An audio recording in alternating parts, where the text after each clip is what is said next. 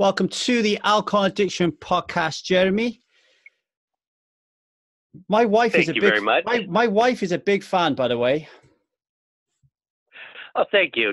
Please tell her I said hi. We had such a blast on Growing Pains. It really was just like an ideal situation for a kid.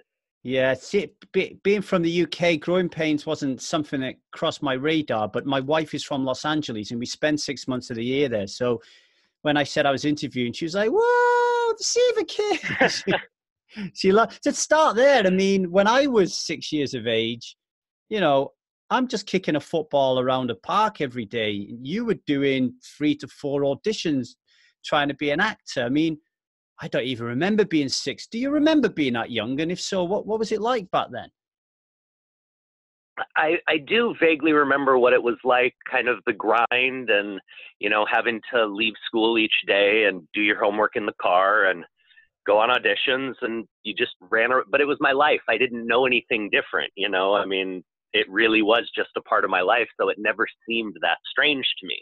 My brother was auditioning as well. So it really was just my family. It was me and my mom and my brother every day, just in our car. I mean, we lived in our car driving 3-4 hours a day for auditions and doing homework. And it was a crazy life, but being all I knew, it was just my life. Was it something that you enjoyed? So I'm thinking, for example, my sisters used to play the violin, and my mum would say, right, you have to play the violin. And they would be like, I don't want to play the fucking violin. Was you there at the auditions? I don't want to audition. Or was you like really loving it? Actually, I really loved it. I was very lucky that I didn't have any of that. Like, my mom never pushed me when I didn't want to, towards this. It was never, getting started at 5 years old, it wasn't like, oh, I dreamed of this since I was born. I mean, it was only 5 years old, so I didn't really have that kind of dream at that age. But I did run around the house as a kid, kind of not even repeating, but acting out lines from my favorite shows. So even at 5, I was running around the house acting out Brady Bunch and all these other classic shows from my childhood. And it was just something I did randomly. My mom didn't think anything of it. She wasn't like immediately, oh, we got to get this kid in the business. Or she just happened to put me in singing classes. And the lady who taught the singing classes, her kids were actors. She also had, the studio she worked at also taught acting and commercial classes and things like that. So it just kind of fell into place. She saw my personality and mentioned to my mom that, well, he's cute and he never shuts up. You might want to see about putting him in, in the business. He might be good at it. And it just kind of went from there. My mom asked me, would you want to give it a shot being like one of those kids on TV? And for a 5-year-old, it was just like, oh yeah, cool, let's try it. And came to find out I really enjoyed it, and it just became a real love of mine. My daughter's a little cutie. She's 2.5, and I think it was about, this time last year when I was back in Cardiff, we both spoke about, oh, maybe she could be a model, maybe she could be like a little child star or something. And we went to do it, and then we thought, I don't know, like whether she's too young to know whether that's the right thing or not. What's your thoughts on it now after experiencing it? Because obviously children at that age can't really make a choice.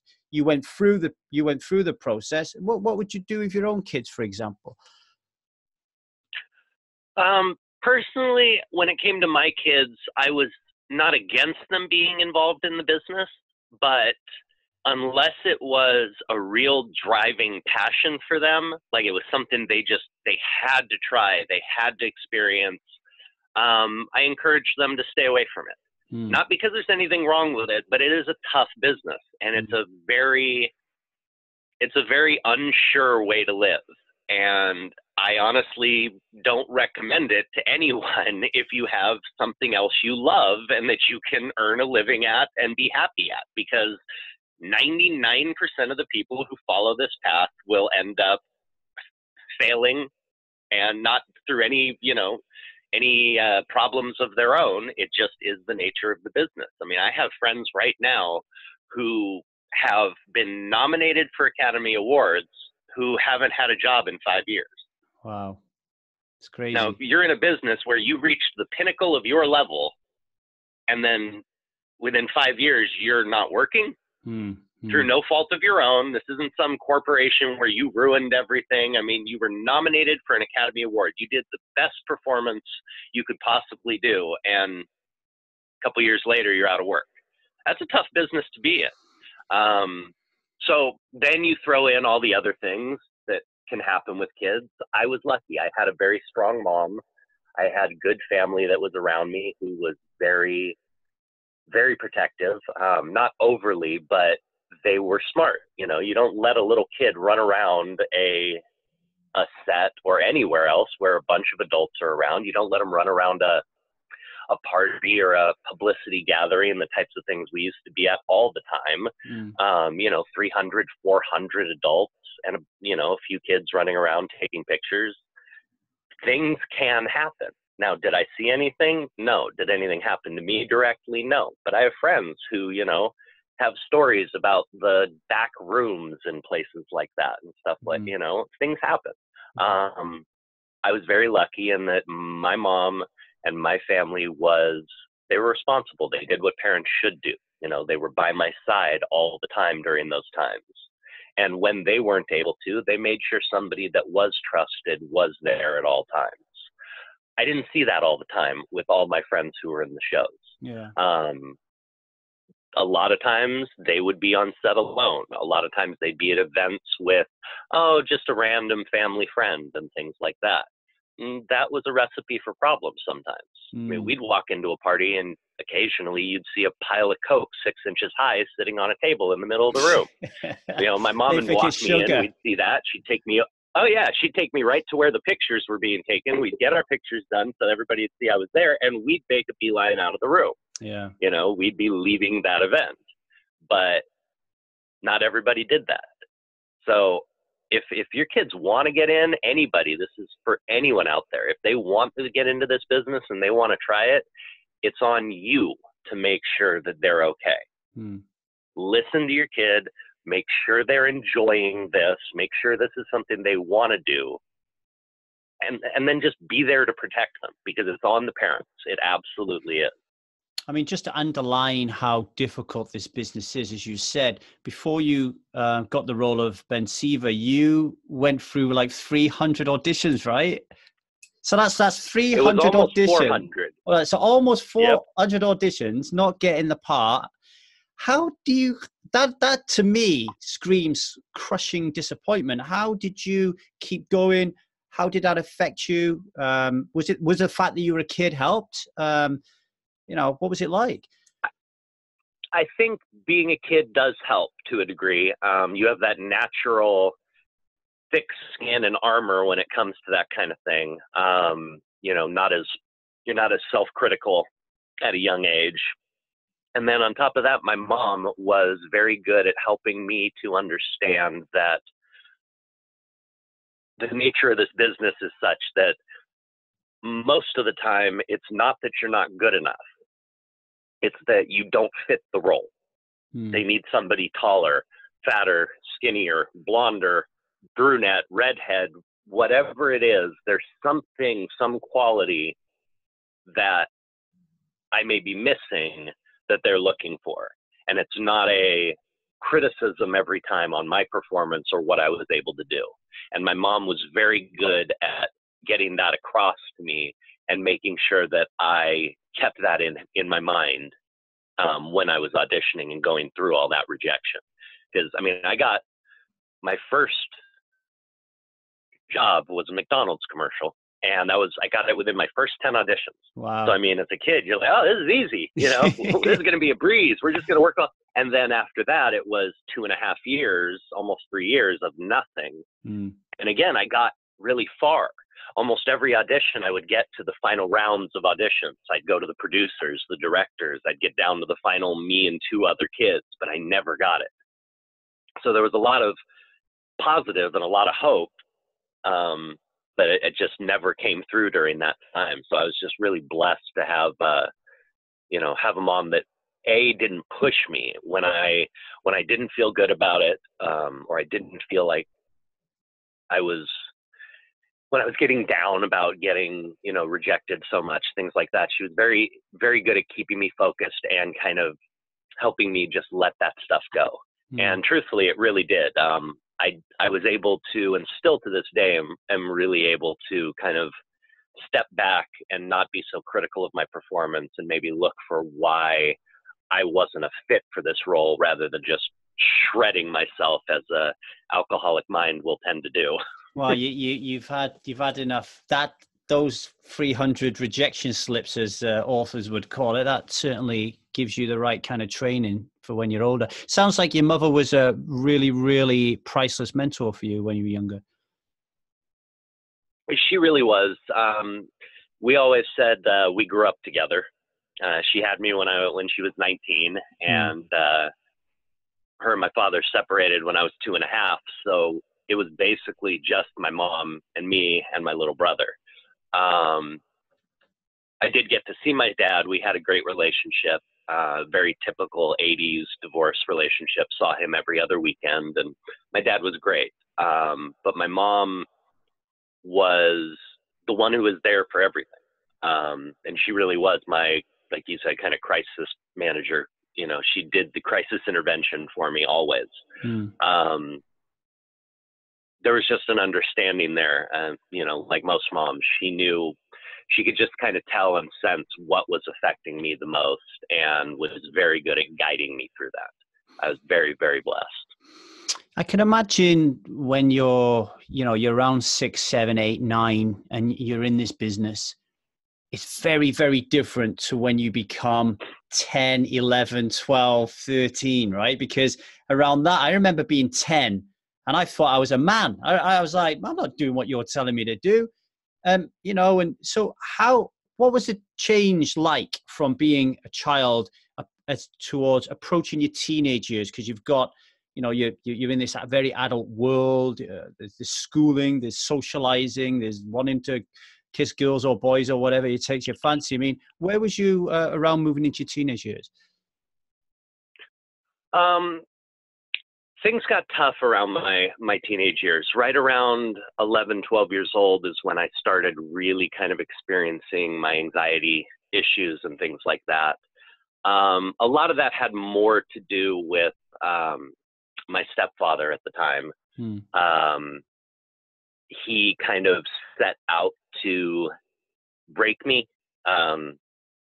you know, emotionally, whatever you want to call it. I was a very self-confident kid. I mean, I wasn't an arrogant, obnoxious kid, but I was self-confident, you know, and he kind of set out to break me of that. So yeah, that self-doubt really started creeping in around 12 years old or so, very soon after he had entered my life. And yeah, it made things more difficult. I never had that rebellious streak towards the show.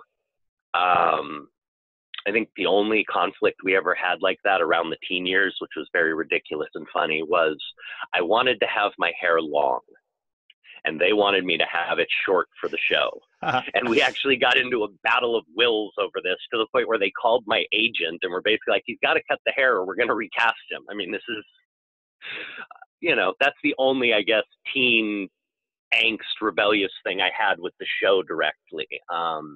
For the most part, I guess from doing it from a young age, even when I got to my teen years where I might be a little more adverse to cooperating, I knew I needed to carry myself as a professional. So if they asked me to do something, it wasn't even in my mind that it was something I could rebel against. It was, this is my job. They need this from me, and this is what I'm going to do. So on that end, there wasn't any real conflict.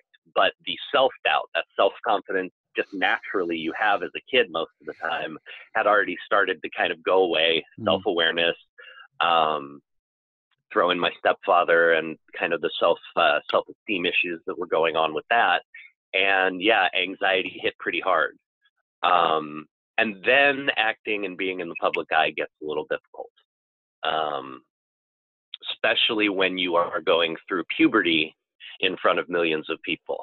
You know, no teenager feels good about themselves during those puberty years. Your face is breaking out, you're awkward, you know, all that kind of stuff. And doing that in front of millions was difficult. Kids at school can be mean. I never had a lot of guy friends at school, especially once the show was going. You know, with the show being as popular as it was, I'd go to a new school, and sure enough, every girl would want to date me. All the girls wanted to be my friends, and the guys hated me because of that. Yeah. So it was very difficult to make guy friends. And I don't know, it was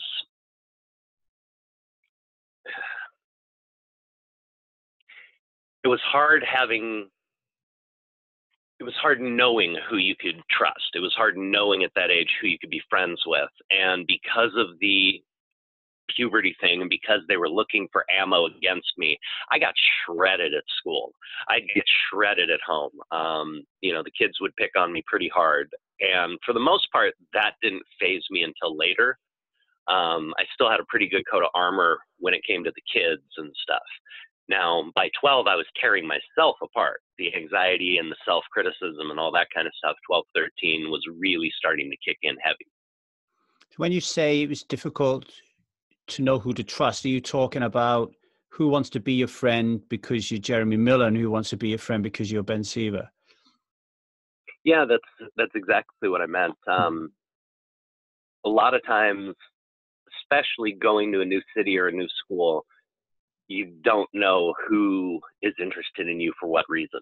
Yeah. I did have friends who I noticed kind of buddied up to me to get popular. And they'd get a lot of friends, and they'd get more, and then they'd start in with the making fun of me and picking on me and making fun of the show and different things like that.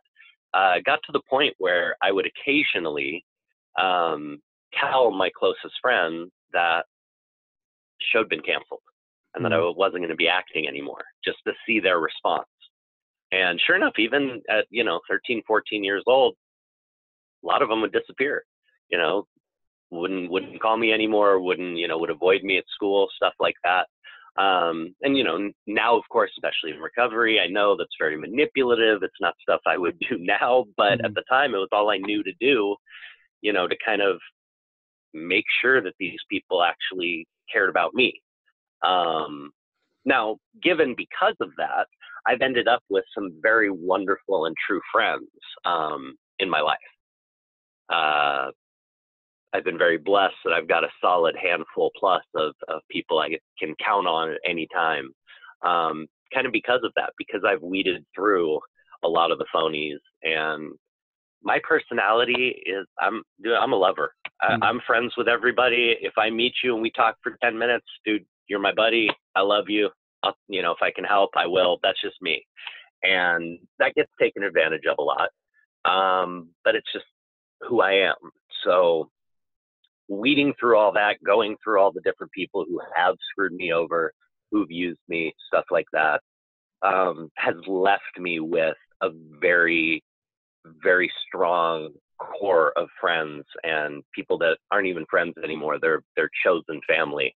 And I guess that's a real blessing to kind of come out of the negative side of that, is that the ones who did make it through all of that craziness have been the type that, stick with you through the fire. It also shows you had a very strong level of emotional intelligence when you were younger, because I can imagine there are a lot of kids around that age who don't really give a shit why people are friends with them as long as they're popular, where you were kind of thinking, no, I want this to be authentic. And that's unusual for a 10, 11, 12-year-old. So, the other thing is I'm a divorcee. Is that the right word? I'm a divorcee. So me ex-wife and me divorced when my boy was 10. And I remarried a wonderful woman called Liza from Los Angeles, like I said. And so I spent half of the year in LA and half of the year here in the UK so I could see my boy. And I know that he, at 10, had incredible issues with the whole stepmom dad kind of like triumvirate, you know. And then later on when we had a kid, even that was complicated. And the one thing I realized is, as much as me and my boy had a really good, solid, strong relationship, and he could tell me anything, when it came to the problems he had with this whole new family that was just dumped on him that he never asked for, he struggled to be able to talk to me because he felt he couldn't do that because it was my wife. Did you have a similar type of thing where you felt like you was in a bit of a coffin and you couldn't talk to anyone about your issues with your stepfather? Absolutely, I did.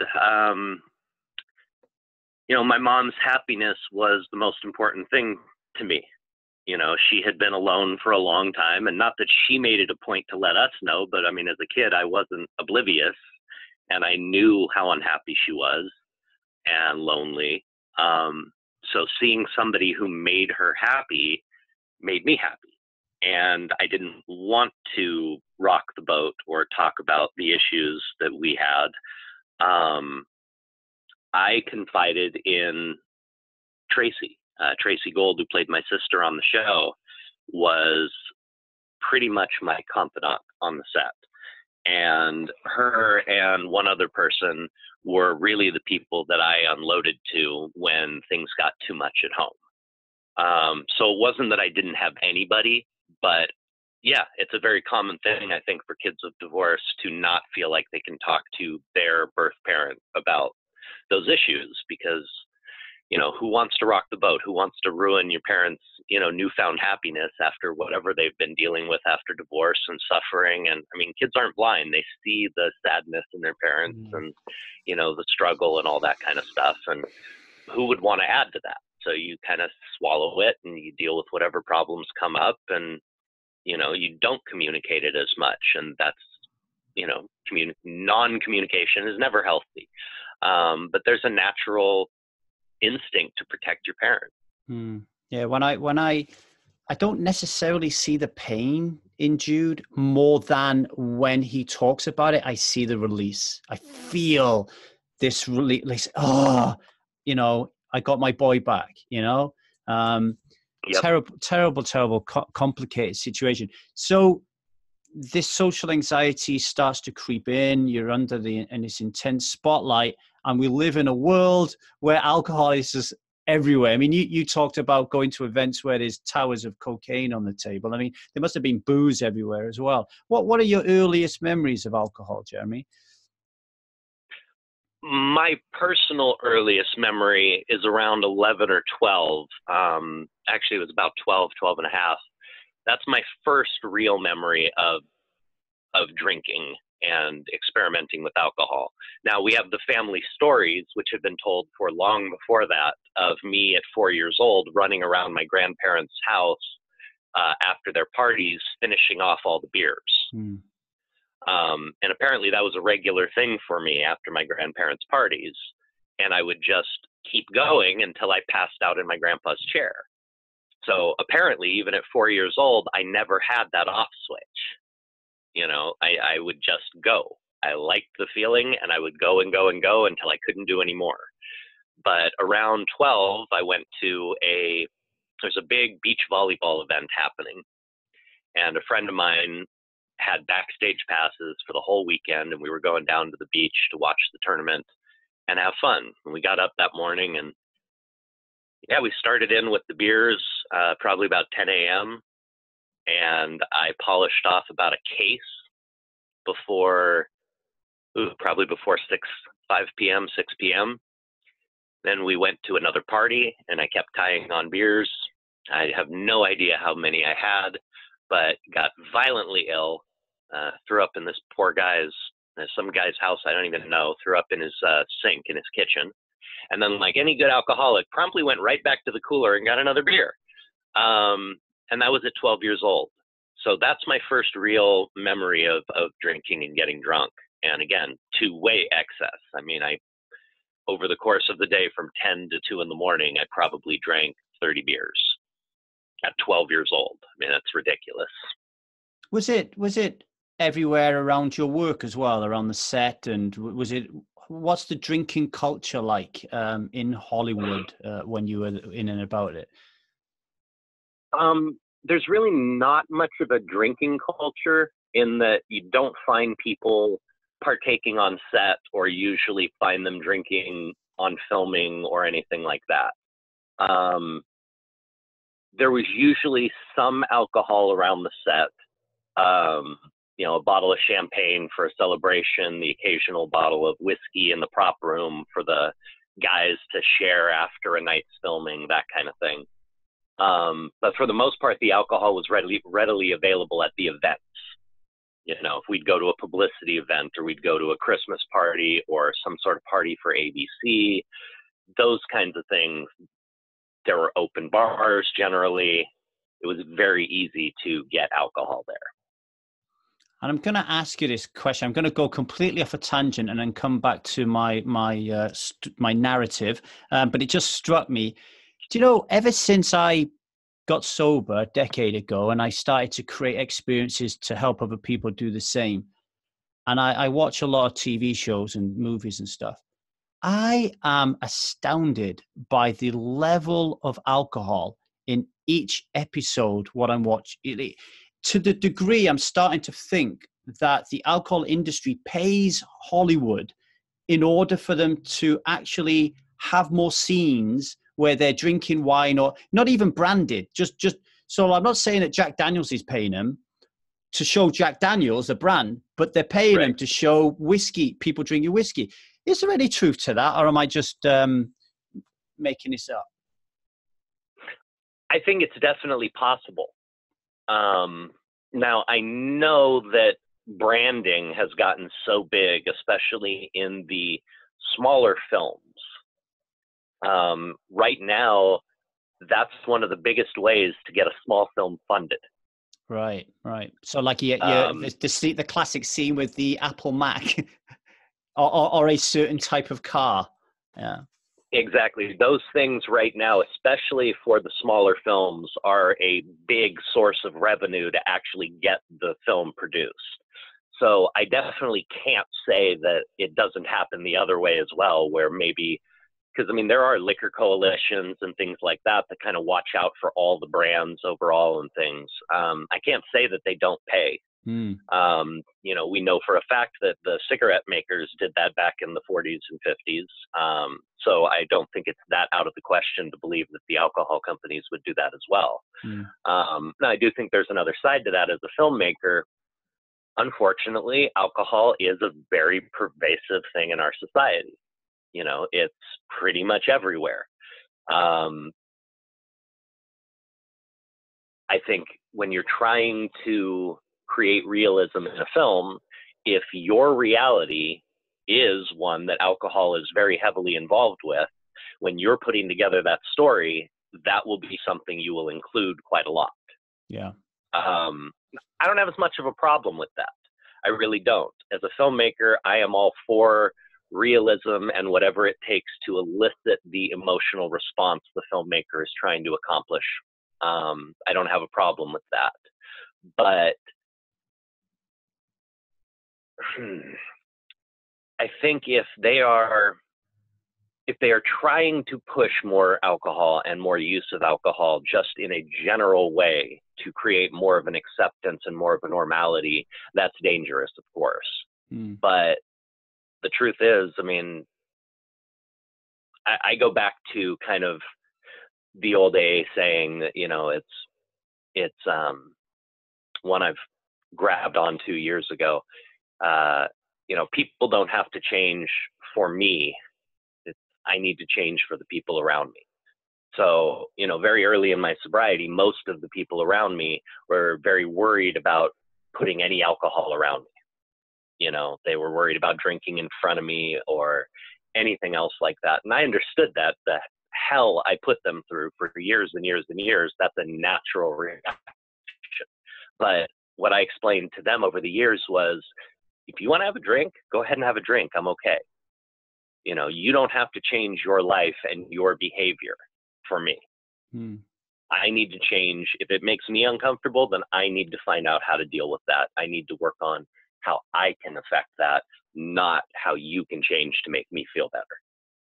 So I kind of have that feeling with it too, with the films, is that, yeah, it may be a little overkill the way they constantly are showing alcohol use and even alcohol abuse, without showing the consequences. But at the same time, as an alcoholic, you know, should they be changing that to make us feel comfortable? No, not really. You know, it's if it's something that makes me feel uncomfortable, if I'm not feeling spiritually fit at that point in time, and I go and choose to go see that, well, that's on me. And if it disturbs me, then I'm going to need to deal with that afterwards. I mean, To take it no, go on. slightly off topic, there was a great film called Drunks with Richard Lewis, great comedian, but it was a very serious film. And it very much talked about that personal responsibility of the alcoholics and how, I mean, it's a very dark, depressing film, but it really delves into that reality of how it's us trying to change to fit us to the world around us, not trying to change the world. And it was a very powerful point that they were driving home, and the realism that they showed and the excess of drinking and everything made a point that was so poignant that I don't think you could have taken anything out of that film and still had it make the same effect. I remember watching Goliath. I think it was on Amazon Prime, I think, with Billy Bob Thornton in it. And that was one where they did show the consequences of alcoholism, but they made it cool. They made the consequences cool. So they made this fuck up drunk look really fucking cool. And that angered me. But I take your point on that, we know about responsibility. I think what bugs me the most is seeing superheroes do it. So like seeing Aquaman portrayed as a drunk, or the scene in Justice League where we show on our programs where Batman is giving Wonder Woman a tumble of whiskey, and you're thinking, why is that? Why is that there? What's the point of that? You know? I agree. I have an issue with that as well. I think from the Hollywood side, there's a tendency and a movement over the last 15 years or so to humanize and to make everything more real to life, more true to life. Unfortunately, I think that has reached some of our ideals, which would be the superheroes.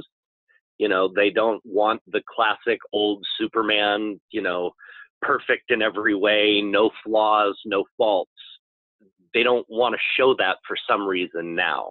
Now they want to humanize them. They want to show all the faults and all the cracks and all the things. And I think that's where a lot of that comes from. And I understand it as a filmmaker, but at the same time, as a society, having that ideal to strive for and have that as something the kids are looking at, you know, as an ideal of goodness and hope and all that stuff, I think that's a good thing. I don't think we need to humanize that to the point where they're like every other POS on the earth. You know what I mean? I see the filmmaker almost like, we need to show Batman is not a superhero like everybody else. He's a man. So how to show he's infallible? We give him whiskey, right? I get that. But what they're missing is very few people are going to get that connection. The kids are just going to see, oh, fucking Batman's cool because he drinks whiskey. Aquaman's fucking cool and sexy because he, you know, that for me is especially in a society where I would argue every single one of us, no, that's not true. Let me repeat that. The vast majority of us end up drinking because, as Seth Godin always says, people like us do things like this. We drink because that's what we're supposed to do when we're a teenager and we're an adult, right?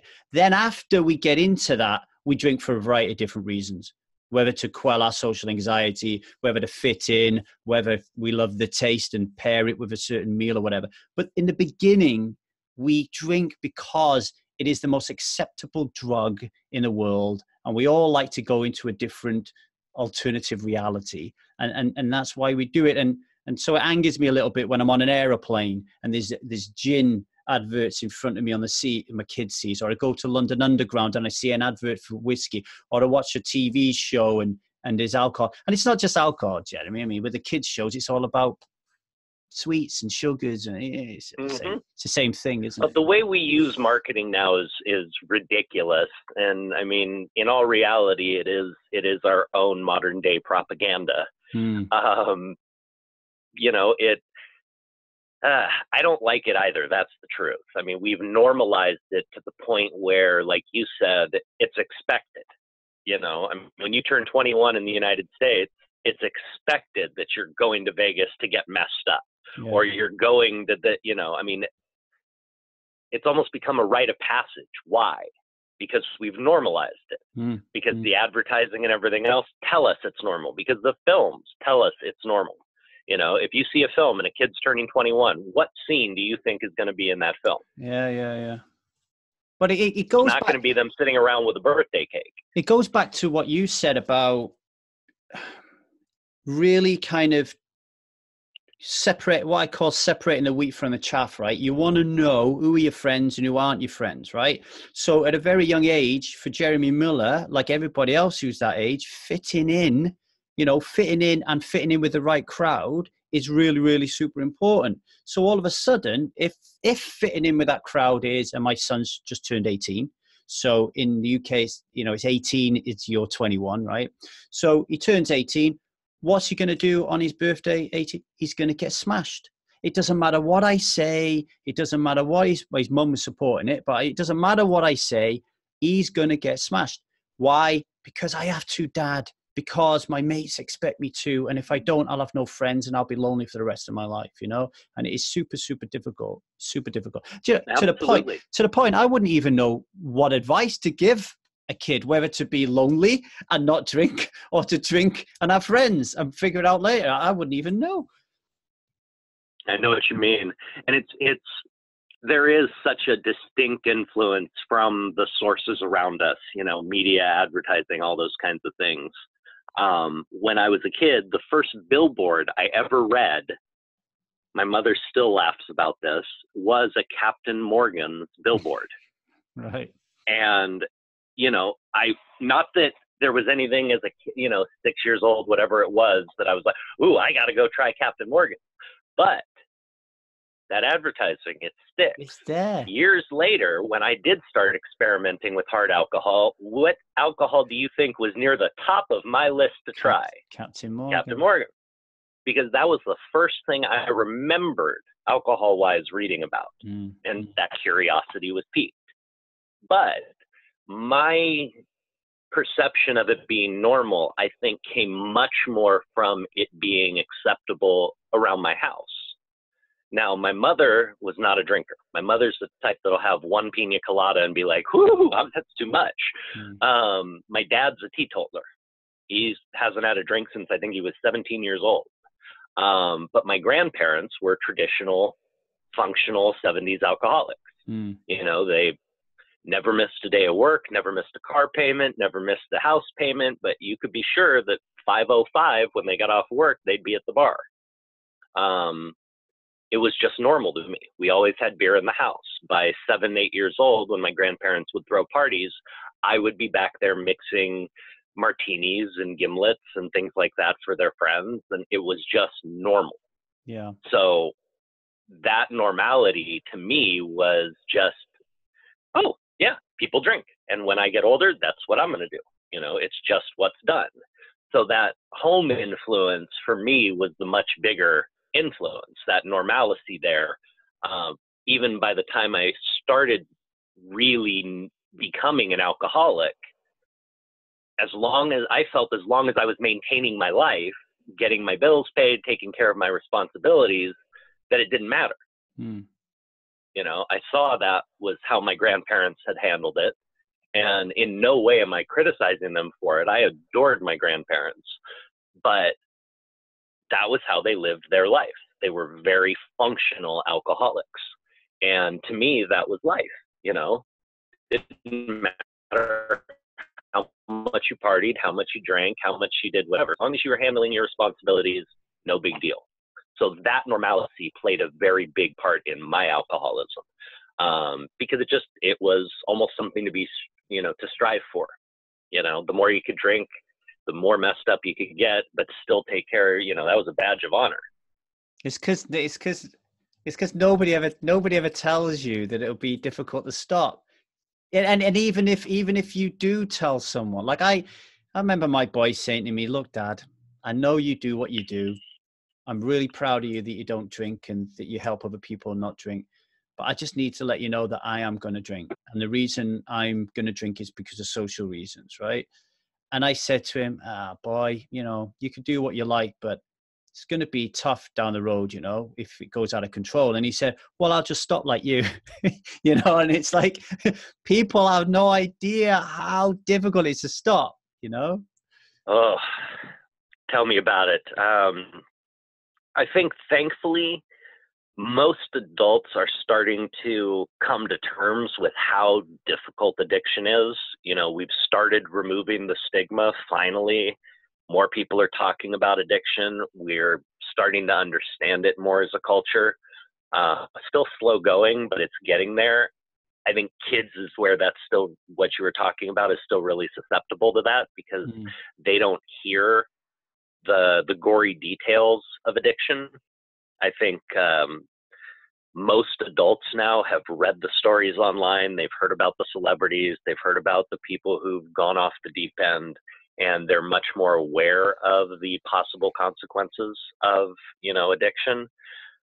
But yeah, kids, I think, especially if they, like you said, I mean, it's just a kid way of looking at it. Well, Dad did it, if it gets to be a problem, I'll just stop like Dad, no problem. Yeah. And that's not on, anything bad that we did. I mean, we got our lives together and we did our thing, but that's just a child's understanding of that kind of situation. I think thankfully the world is starting to understand more.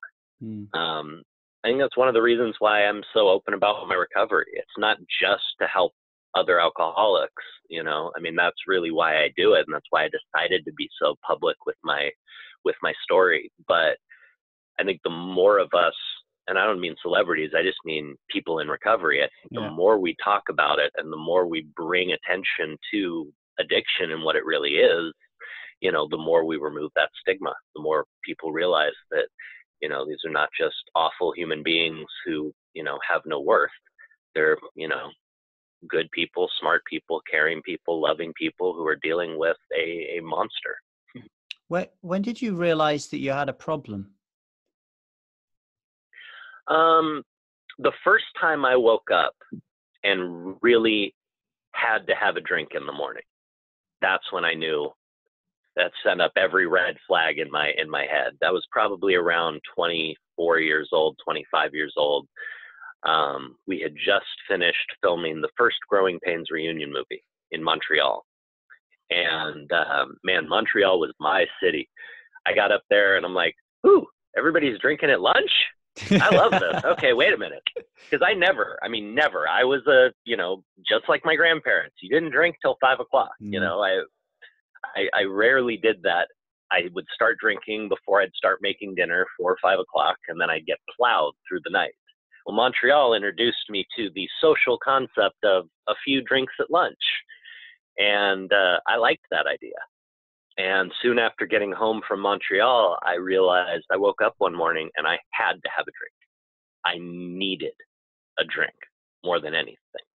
And that sent up a lot of red flags in my head. I realized right then that I was well past the point where I could stop. Truth is, at that point, I didn't care, but I did realize it. And when I was reading your book with you did with Brandon, it said that you tried AA and rehab and stuff, but it wasn't really sticky. What was not jiving for you when you was? We'll talk about how you got clean in a minute, but your attempts to get clean that failed. What was not jiving for you? Well, the truth is, it was me. I mean, I always will say that. I don't criticize any method of recovery. I have had friends who've gotten help with practically every modality out there. But the first time I went to AA, that really was my first attempt at recovery. It stuck at first. I think I made it almost 6 weeks. And then, unfortunately, I was sold out to the National Enquirer by my sponsor at the time. That was my first sponsor. Right. Not very anonymous. Ashamed. Oh no, that was a bad one. That was a bad one. And at that time, I was very ashamed of my addiction. You know, when I would go into meetings and things like that I was doing, I'd use a different name. I'd do all kinds of stuff. So to be outed like that and to be betrayed by the person that I was supposed to be able to trust most in my recovery was hard. And it kind of ruined my faith in AA for a while and in most forms of 12-step recovery because I just associated it all together. That betrayal really hurt. And like any good alcoholic, I jumped on it as an excuse, you know, for the next 6 years to just blow off that side of recovery. After that, I tried meditation. I tried holistic and herbal therapies. I tried what's called hydrotherapy, which is, you know, water immersion where you're trying to sweat out the toxins and different things like this. Tried self-help tapes. I mean, I literally tried every type of recovery, every little idea I saw on the internet. I was desperate. But again, I couldn't make it work. In particular, I think because the cravings were so overpowering, which is the part I was dealing with the most. I mean, I had that classic alcoholic battle every day, going down to the store, sitting in my car, screaming at myself in my head, don't go in there, don't buy the bottle, you know, still screaming as I'm paying for it, you know, screaming at myself as I'm opening it, you know, do not, you are losing everything. What are you doing? You know, I don't know how many times I'd go into the store, walk back out and get into my car, try and drive away, walk back in, walk back out. You know, it was a real struggle wanting to quit, but that craving was so overpowering for me. And I don't think I could really hear what people were trying to tell me in recovery. I don't think I really heard what was on any of those self-help recovery tapes. I don't think I ever really heard what was being said to me in the meetings and things like that. I think my mind was so overwhelmed with that need that it wasn't getting through. I think that's one of the biggest reasons why I wasn't able to make those work, because I was desperate. How did BioCoRx? How did BioCoRx Recovery? How did BioCoRx Recovery change that for you then? When my mom actually found the BioCoRx program, just by sheer chance, I had called her after a particularly nasty blow up and just said, Mom, please, I need help. Please find me something. And she saw this little article, a little video blog that was done about this program that had started in Australia that used a medicine to help block the cravings.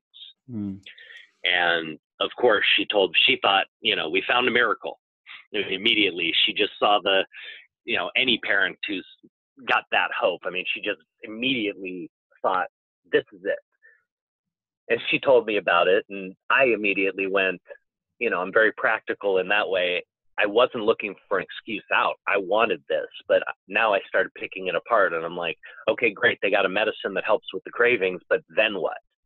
Cravings aren't, you know, what's driving this in the first place. And I'm still left with all those problems that make me want to drink in the first place. So what good is a medicine going to do me? But then I called them and started learning about it, and I learned that it's a whole program. It deals with counseling, it deals with recovery coaching, as well as the medicine. And I started to kind of believe that, you know, maybe this could work. And as I said, I was so desperate. If they would have told me that chopping off my left arm would guarantee me sobriety, I'd have done it. I mean, that sounds like an over exaggeration, but it's not. I was that desperate that if they could have guaranteed me that chopping off my arm would make me sober, I'd have said, take it off. So the idea of having a little pellet that, you know, would dissolve inside of me, put in me, didn't sound that drastic to me at the time. Now, most people I tell about it afterwards are like, wow, really? you know, to them it sounds very extreme, but to me it didn't. It sounded like a, you know, an easy thing to give a shot. And, you know, I guess I didn't really believe it was going to work, but I was hoping. And it was like night and day for me. It was like a light switch got flipped off. I mean, it really was. It was that amazing. I had my procedure in the morning. Actually, it was closer to probably about noon, and it was 2 hours from my house. So driving home, we got stuck in a bunch of great LA rush hour traffic. It took us about 3.5 hours to get home.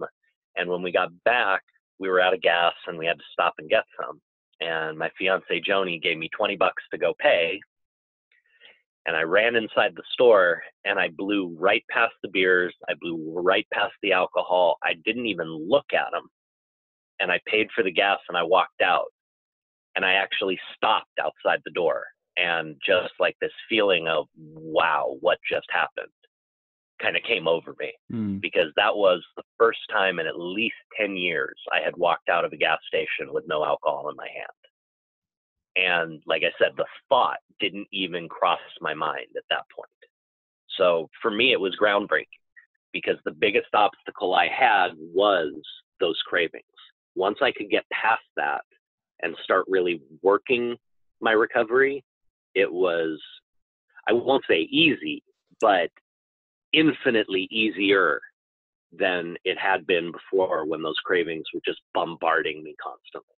It's because it's like if you're able to put a bit of time in, a bit of distance between your last drink, the more time that you put in, the more clarity that you get, and the more able you are to now hear people. Like you said, I wasn't hearing people, you know, when people were telling me, I was reading books and I wasn't really picking anything up. It's this fog in it that we have with this alcohol. And once it's cleared a little bit, people are starting to make more sense, and you get more energy, you get more into it. So it's good that they have that side of it, because you're quite right. There are a lot of people out there, a lot of companies out there at the moment that are peddling these pills that are going to stop your craving. But you're quite right. I mean, the craving might be there, but the reasons why we drink are so important. I always talk on Striving the Trouper Alcohol about getting to the root cause of our issues, because if we just lop off the weeds, it's just going to grow back again, man. You know, so exactly. Did that. Well, that was one of the, I was very privileged to get to work with the company as a patient advocate for about 3 years after recovering. And I actually had the perfect experience to be able to talk to them about, because I did rely on the medicine. Right. After doing my first couple of counseling sessions, because it was so far away, it was very easy for me to blow off. So after doing a couple of them, I was feeling so good from the medicine. I wasn't craving anything. I just blew off the counseling. You know, oh, I'm fine. I'm doing great, you know. And sure enough, eventually the medicine wears off and life is still in session. And finances got hard, and that was right when the recession happened, and my fiance and I were struggling. And sure enough, I ran out and I grabbed a bottle, and after the thousands of times, and this is not something I say braggingly, this is something I say with great shame, after the thousands of times that I drove just smashed, this one relapse, this one little lapse, I got my one and only DUI. I pounded a pint of vodka, and about 2 blocks from my place, got picked up for a DUI. And that was the beginning of me starting my recovery over. I called up the people at BioCoRx and I asked them, you know, guys, could I complete my counseling? Can I go back and do the other part and finish up? And they said, you know, absolutely. They also asked if I wanted to have another implant, which I didn't feel I needed at the time. And I was able to do without. Although over my years working with them, we did have many patients who wanted to have a second one, not because of need. It was more of a mental insurance policy. They felt more confident having a second one and knowing that they had another 6 months or more of not having to think about those cravings. But having failed, I was very uniquely suited to tell the patients kind of what did work and exactly where they could go wrong, utilizing this program. And it's one of the reasons why I stress to everybody, and I still do, that no matter what you use to get sober, you're gonna want some sort of support down the road, whether that's a 12-step program, whether it's whatever it is that you find that works for you. Once you're sober, that's only half the battle. It's oftentimes the hardest part, getting sober, but staying there is also difficult. And without support, without people in recovery around us, most people I've seen fail. Most people are going back at some point. So I tell everybody, just from experience, how desperately important that is. We would get a lot of people when they're exploring medical options for recovery that have already had what they consider to be negative experiences with 12-step or things like that. And they're looking for something else. And they're already biased to a lot of the options. I always just try and let them know to keep their minds open, because some of these options may start making more sense to them once that fog clears. We have an experience at the Trouper Alcohol called the Taster, where it's for people who are not ready to commit to being alcohol-free forever. And then they can just come on board, and we provide them with a support system and a series of coaching videos where they can try to be someone who doesn't drink alcohol for the month, right? But it's so good, Jeremy. It's so good that when they finish it, they think they've nailed it. And then they don't take the intensive, where we work together for a year, right? They don't take it because they feel that they've nailed it. And then they go away and they leave the support system, and they take all that confidence and they get in, and then something trips them up, and they look around and there's nowhere to go. There's no one to understand them. They haven't quite grasped and mastered the knowledge and the information that they need to change all these neurological connections. We said, didn't we, Jay, alcohol is everywhere. So our beliefs around alcohol and our beliefs around the Captain Morgan sign, they're there subconsciously, and we need to change that programming, and it takes time. So if you're listening to this, folks, Jeremy gives you some real sage advice there. You need to work at this for as long as it takes, until not when you feel, but the people around you who've had all that experience can help you as well and say, I think you might have nailed this one. But, we interviewed James and Janice Prochaska a couple of weeks ago. They wrote a book called Changing to Thrive, the 6 stages of change model. And they believe the maintenance model, which most people at the Trouper Alcohol and Strive are on, is 5 years. I don't know if that's scientifically proven or not, but they're saying it's going to take you 5 years until you can just walk into a room or somebody dies or you get divorced and you still look in the mirror and go, well, I'm someone who doesn't drink alcohol. I have to find another coping mechanism. 5 years. I relapsed after 3 years, Jeremy, But my understanding of what on earth was going on around alcoholism after I relapsed was so much more greater than before, when I thought I'd nailed it. So relapse to me was actually a real powerful, majestic moment in my recovery, really. I would agree 100%.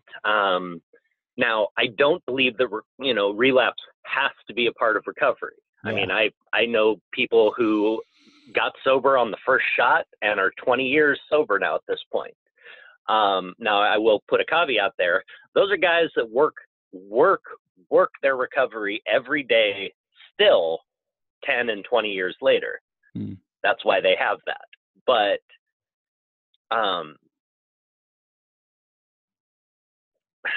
relapse, you don't need. Yeah. What was that? I thought you lost your train of mind, your train of thought. I was reminding you. I thought you lost your train of thought, but you didn't. You got it. No worries. Now I have lost my train of thought. What were we saying? We were talking about relapse. Right. For me, it was so crucial. Having that relapse was eye-opening. in realizing that I had to continue working, that I had to make this a daily thing, it also was really crucial in my understanding of being able to help others who are going through recovery. At the same time, I had one more little lapse, which was almost 3 years, funny enough. It was 2 years and 9 months or so. And what I had done was I stopped working with others. I mean, direct outside of the program. I was working for the clinic, and I was helping and working with patients every day. And it got me very busy. I was commuting 6 hours a day, not one way, but 6 hours total each day to the clinic. And I was working 10 hours a day with the patients, and I'd get home and I'd be exhausted, and I'd just pass out and wake up and start my commute again. So I wasn't making phone calls. I wasn't surrounding myself with my friends in recovery and the people who supported me. I started drifting away from the things that I did regularly in recovery that helped get me sober. And I started relying just on kind of working with others through my job. And it kept me sober for probably 2 years. And then for those last 9 to 10 months, man, my head was spinning. I was on the biggest dry drunk around. Right. I was just a miserable, anxious, angry person. And I couldn't figure out why. You know, I'm sober, I'm not drinking, and I'm still falling apart. That's because I stopped doing what got it good. You know, I stopped doing the things that were helping keep me sane and keep me sober. Being able to see that the second time and see that just working with others wasn't going to work. Just hitting meetings or talking to people wasn't going to work. The entirety of recovery, the entirety of what worked for me. I love working with others in recovery. That is a cornerstone of my recovery. Keeps me out of this craziness. You know, the more I can stay out of my head, the better. And being there for someone else does that for me without fail. Self-reflection every single day, no matter how tired I am. You know, is where did I go wrong today? What did I do right? Where can I do better? I wake up every day and I just pray for guidance, you know, and for me, prayer is a big thing in my life. And for those 10 months, I wasn't praying. I wasn't talking to my higher power. I wasn't doing a thing. It was me against the world. And we know how well that works out. So it was a wonderful thing for me, both relapses. I learned and took quite a lot from them. And it's honestly one of the reasons why I feel I've been able to be of service to, you know, so many people is that experience. Well, I'm glad that you are very open about it. I'm delighted that you came on the show. I'm going to go downstairs now and tell my wife that I met you, and she's going to get all jealous. I think it's super important because when people have a platform and celebrities have a platform to talk about this stuff, it's really important because, you know, we talk about the kids looking at Batman and seeing Batman having a drink and thinking, oh, superhero, etc., having a drink. But it's also cool to see the likes of Jeremy Miller and the likes of Tom Hardy and the likes of Ewan McGregor and go, wow, they got to this level in their business, in their careers, you know, and they don't drink alcohol. You know, how cool is that? You know, so I really appreciate it. And I've loved having you as a guest on the show, Jeremy, and you know, keep it up and keep talking about it and keep helping people out. You're a wonderful man. Thank you, Lee. I really enjoyed this. This has been a great interview, and thank you for the opportunity to get to share my story, because anybody that it can help, I just want to get it to them. When I'm next in the States at the back end of August, I'll send you an email, and if you're around in LA, we'll pop out and have a sparkling water together, mate. Please do. I would really, really love that. All right. You take care of yourself, Jeff. Thank you. Thank you, Lee. I appreciate it.